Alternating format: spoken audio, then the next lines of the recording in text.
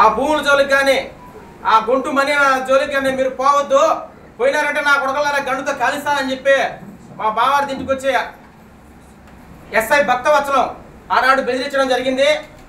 అదేవిధంగా మేమందరం రక్తగాయాలతో బెడ్ పైన పనుకొని ఉంటే అదే Mannur police station head constable Nanda అనే అతను మమ్మల్ని అనేక మార్లు ఫోన్ చేసి బెదిరించి నా కొడకల్లారా మిమ్మల్ని చంపేస్తాము, వచ్చి సంతకాలు పెట్టుకోండి అని చెప్పి మమ్మల్ని బెడ్ మీద కూడా పోయి స్టేషన్ దగ్గరికి పోయి సంతకాలు పెట్టించుకొని మమ్మల్ని చాలా ఇబ్బంది పెట్టారు.